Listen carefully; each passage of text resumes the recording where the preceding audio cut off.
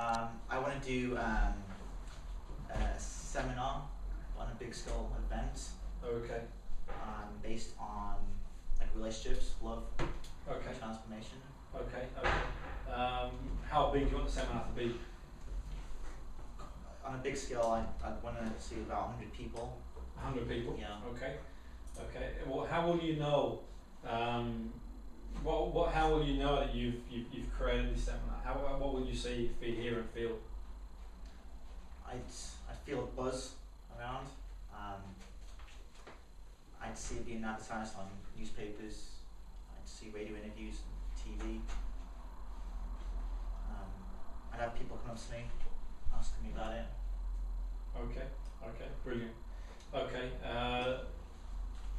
What I'm going to do, I'm going to take you through this process. I'm going to get you to generate a motivating outcome. I'm going to get you to experience it like it's happening now. And having done that, I'm going to take you through a step-by-step program or process where you actualize the plan. So in a way, in effect, we're going to sort of work backwards. So like you are doing what you want to do, or you are in the process. So we're going to generate, you already generated a motivating outcome, okay? But to move forward, I'm going to get you to relax, let yourself go, and close your eye. Okay, I want you to create the outcome. Think about the outcome, okay? Notice where you are, where you're doing the seminar, who you're delivering the seminar to, the group of people, 100 people, set a date. You're delivering a seminar based on what you want. Okay, notice the people in the audience, who they're going to be, and they're listening into what you've got to say.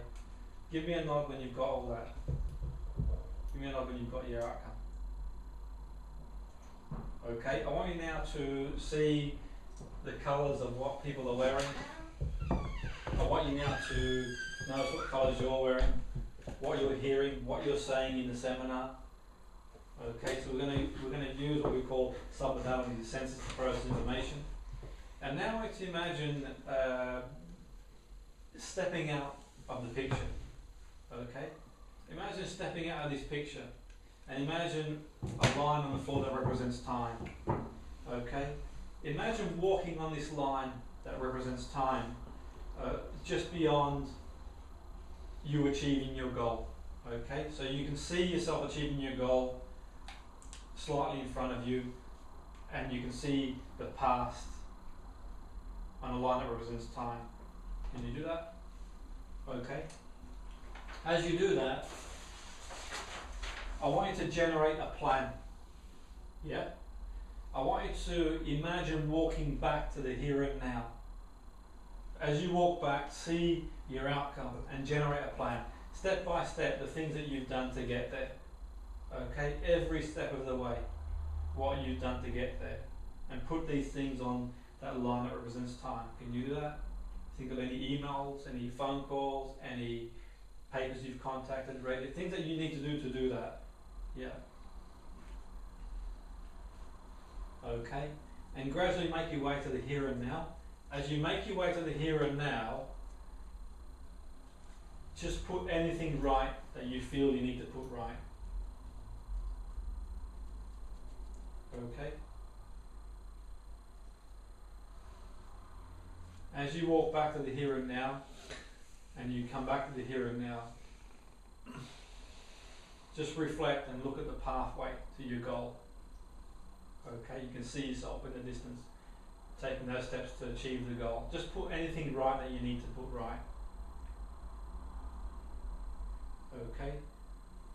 And in your own time, at your own pace, just come back to the here and now when you're ready, when you've put everything in order and you know what steps you've got to do to get to where you've got to get to.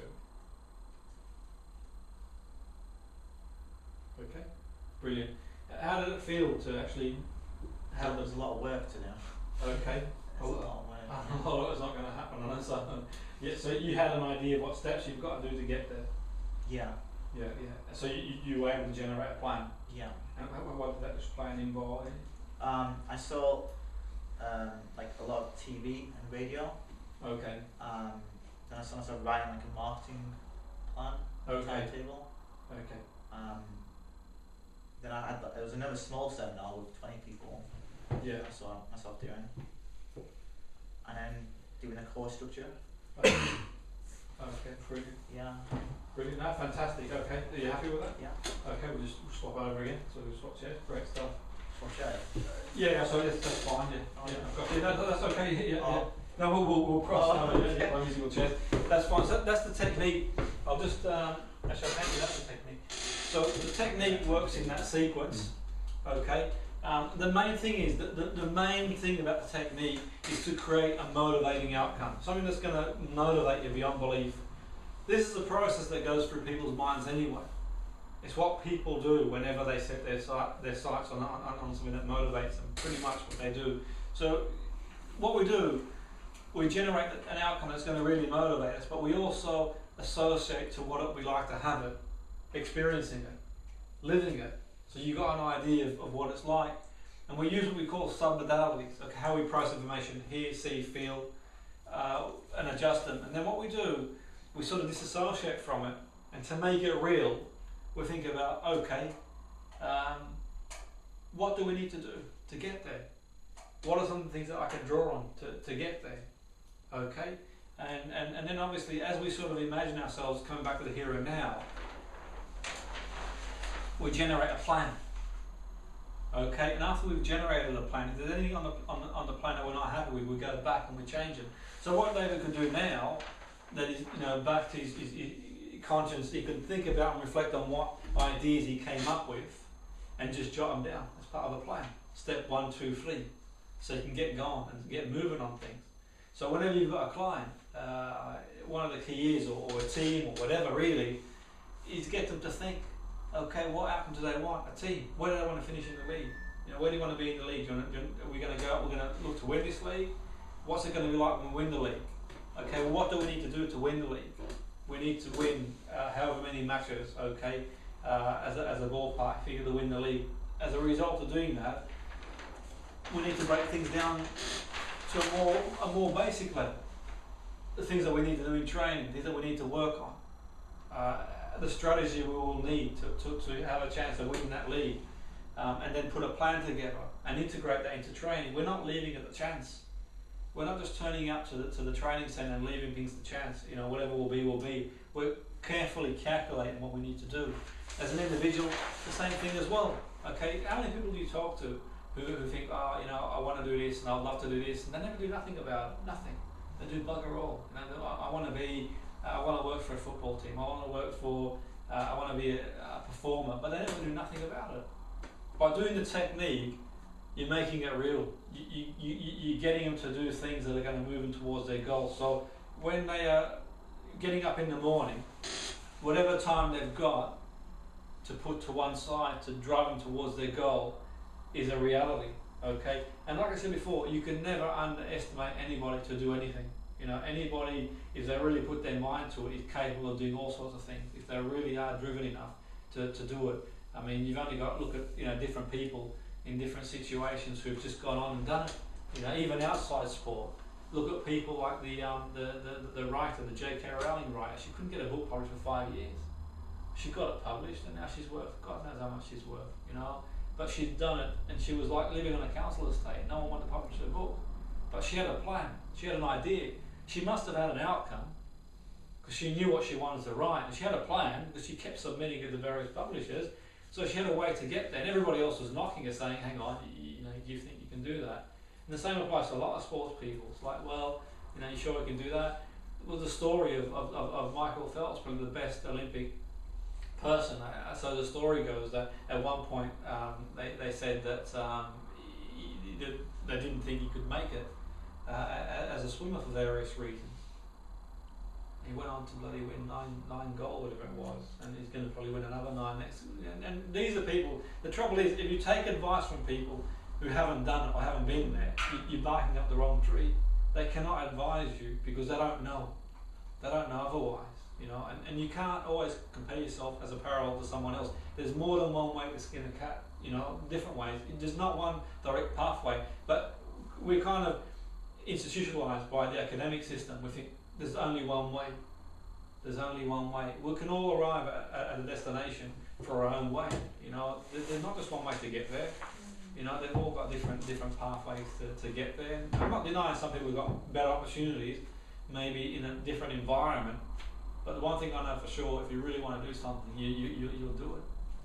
You'll get there if you want it bad enough and you're willing to get out there and get off your ass and give it a go, then you'll do it. There's always a way. There's no difference between you and the person who is where they are, other than that they've had that drive and tenacity, and to get there. There's always a reason. There's plenty of reasons for people to give up, definitely. But it's the last technique we'll do for today. Is everyone okay with the technique? Yeah. How's the difference like goal setting? Well, the difference between the goal setting thing is here, when you are setting goals, you're sitting down and you're sort of consciously thinking about what you want to achieve, how you're going to go about doing it. Here, we're using and we're starting with the end in mind. You're experiencing it. You're there, as if you've done it now, and that can be really compelling because you actually, it's like the young kid who, whenever you hear any top sports person interviewed, they'll always reflect and say, yeah, when I was 10-year-old, I used to dream of doing that. It's a motivating outcome. Ronaldo used to dream of playing for Real Madrid. They used to dream of scoring a winning free kick. Somewhere in their head, they've embedded that. Okay, it's motivating. The seminar is motivating if it's what you want to do. Okay, then by doing that and by having that motivation, yeah, then in your mind you're developing a plan and you're thinking beyond the box. Because logically, when you're sort of like thinking about things, if you're sitting down and you're writing things down towards a goal, you've got other distractions. You've got potentially your phone going off, or you're thinking about a relationship, or you're thinking about things you've got to do next week, because you're sort of thinking about your goal. You've got all these other things buzzing in your head, and in a given period of time, you're going to think of certain things. When you're doing that, you're focusing like a laser beam on the plan. Okay, you're focusing on like a laser beam on bang, and then you've got other ideas that come into your way. I did a technique with a lad once who dropped out of football completely, and just by doing the technique, he was able to think about contacts that he couldn't think of until he just stopped, that he could get in touch with to get his career path, back on full flight. Because you don't think about it, do you? Because you sat down, you sort of write things down. But if you sort of like give yourself time to think, then you can go from there. Yeah. Okay. Anything else? Any questions before you give it a bash?